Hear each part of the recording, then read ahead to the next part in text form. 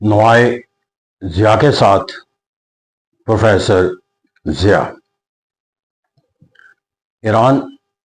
اور امریکہ اسرائیل کی جو جنگ ہے، اس جنگ کے اندر ہم ایک پہلو تو اس کا دیکھتے ہیں جو اس کی فوجی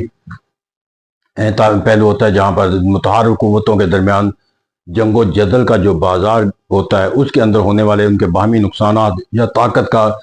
جو توازن ہے اس کو دیکھنے کی کوشش کرتے ہیں، پھر دیکھتے ہیں کہ کس کا جنگ کے اندر پلڑا بھاری ہے۔ لیکن اگر میں پولیٹیکل سائنس کے طالب علم کے طور پر دیکھوں تو اس جنگ کے اندر جو میرے نزدیک سب سے اہم پہلو یہ ہے کہ اسلامی دنیا کے اندر اس جنگ کا نتیجہ کچھ بھی نکلے، لیکن یہاں پر دو پہلو جو ہے وہ اس کی کم سے کم اس کی ایک بہت بڑی چنگاری جو ہے وہ پیدا ہو گئی، اور یہ چنگاری جو ہے وہ سلگتے سلگتے کہیں آگ نہ بن جائے، یہ آنے والا وقت بتائے گا۔ یہ چنگاری جو ہے وہ پوری اسلامی دنیا کے اندر محسوس کی جائے گی، اور اس کے نتائج بھی سامنے آئیں گے، چاہے وہ اسلامی دنیا کے وہ ممالک جو مونارکی کے تحت منظم ہیں، یا وہ ممالک جو ڈیموکریٹک نظام رکھتے ہیں یا ڈیموکریٹک نظام کے تحت چلانے کا کوئی تصور رکھتے ہیں۔ میں نے کہا دونوں اس سے متاثر ہوں گے۔ اس کی بنیادی وجہ یہ ہے کہ جہاں ڈیموکریسی کا کوئی کانسیپٹ موجود ہے، پاپولر ووٹ کی کوئی ضرورت ہوتی ہے، چاہے وہ کسی طرح بھی اس کو جو ہے مینوورنگ کا کانسیپٹ کیوں نہ کر لیا جائے، لیکن عوام کی سوچ اور فکر کے اندر جو چنگاری پیدا ہو جاتی ہے، وہ چنگاری جو ہے وہ کبھی نہ کبھی جو ہے وہ آگ بن کر رہ جاتی ہے۔ اور اس جنگ کے دوران جو اسلامی دنیا کی جو وہ حکومتیں ہیں جو جمہوری نظام کے ساتھ وابستہ تصور رکھتی ہیں، ان کے لیے اپنے عوام کے سامنے جا کر جو ہے وہ کوئی جسٹیفیکیشن دینا یا کوئی اس کے لیے کوئی اپنے طرز فکر و عمل کے لیے کوئی لیجیٹیمیسی اختیار کرنا جو ہے وہ میرے خیال میں ممکن نہیں رہا، اور یہی وجہ ہے کہ حکومت وقت جو ہے وہ اپنے تمام تر بیانیے کے ذریعے جو ہے وہ لوگوں کے جو سوچ اور فکر کے زاویے ہیں ان کو جو ہے وہ ویپوریٹ کرنے کی بجائے ان کو سپریس کرتی ہوئی نظر آتی ہے، جہاں پر انہیں یہ احساس دیا جاتا ہے کہ حکومت وقت جو ہے وہ کسی ایسی تصور کو بھی جو ہے وہ ریاست کے خلاف تصور کرے گی کہ جس کے اندر یہ تصور لوگوں کے اندر سے اجاگر ہو کر جو ہے وہ کسی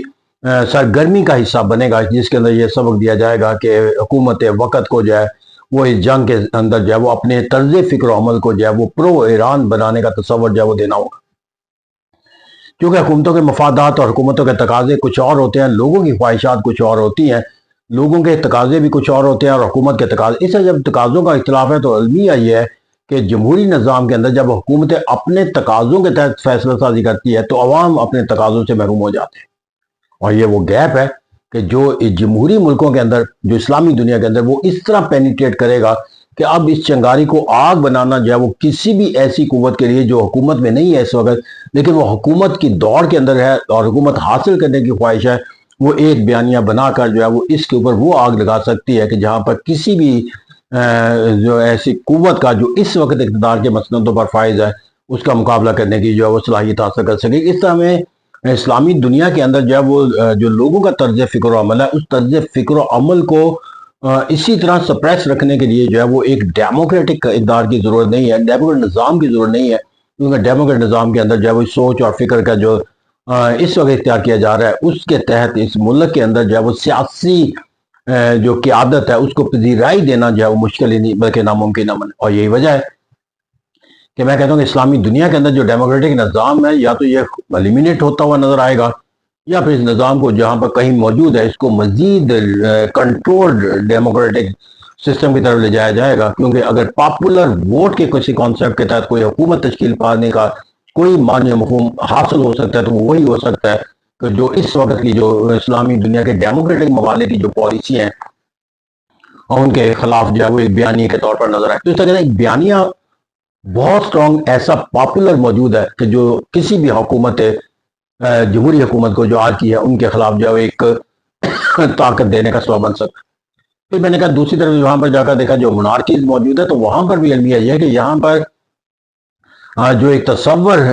ایک اسلام کا پایا جاتا ہے، اور اس جنگ کے جو نتیجے ہیں اس نتیجوں کو دیکھنے کا جو تصور ہے میں وہ تبدیل نہیں ہوتا ہوا نظر آئے گا، جبکہ ایک دوسرا فریق جو اس جنگ میں یعنی کہ امریکہ، وہ بھی اس جنگ کے اندر جو ہے وہ کہیں نہ کہیں جو ہے وہ ایک نہ صرف مذہب کا تصور ہے بلکہ اس جنگ کے اندر براہ راست اسرائیل کی جو ایک انوالومنٹ ہے، یہ امریکہ اور ایران کی جنگ ہوتی تو شاید ایک جنگ کا دائرہ کار جو ہے وہ مذہبی بنیادوں پر کمزور جب ایک محدود تصور کیا جاتا، لیکن جب اس جنگ کے اندر جب ہم نے اسرائیل کو بھی اقوانی مفہوم کے ساتھ داخل کر لیا تو پھر اس کے نتیجے کے اندر اب اس جنگ کا جو نتیجہ ہے وہ اس کو ایک بہت بڑے جو ہے براڈر پراسپیکٹ میں لیا جائے. اب سوال یہ پیدا ہوتا ہے کہ اس جنگ کا اگر نتیجہ جو ہے وہ امریکہ اور اسرائیل کے حق میں چلا جاتا ہے تو کون سا مسلمان ہوگا، چاہے وہ ڈیموکریٹک ممالک کے عوام ہو چاہے وہ منارکی کے عوام ہو، جو اس نتیجے کو جو ہے وہ اپنے لیے کسی خوشی کا یا کوئی سیلیبریشن کا کوئی تصور دیتے ہوئے نظر آئے. ہمیں بھول نہیں جانا چاہیے خلافت موومنٹ کے اندر بھی جا کر جو ہے وہ خلیفہ بکر نے جو ہے وہ ٹریٹی آف سیبرے کر لیا، ٹریٹی آف لوزان کر لیا، لیکن اس کے لوگوں کے رد عمل کیا؟ لوگوں کا رد عمل کمال تھا ترنت. تو کہتے ہیں آج ہم پھر جتنے مرضی معاہدے کر لیں ٹریٹی آف سیبرے جیسے یا لوزان جیسے، لیکن عوامی جو سوچ اور فکر ہے وہ اس کے ساتھ منسلک ہو جاتی ہے جو کمال ترک کا تصور دیتا ہے. اس آئندہ جو عوام ہے وہ شاید اس جنگ کے نتیجے کو جب دیکھیں گے تو کسی بھی سطح کے اوپر جب اس کو پرکھیں گے تو اس کو اسلام کی فتح یا مسلمانوں کی فتح کا تصور دینے سے قاصر رہیں گے. اور اگر یہ جنگ جو ہے وہ ایران کے تصور کے ساتھ حاصل ہو جاتا ہے نتیجہ تو یہ ایک مزید جو ہے وہ ایک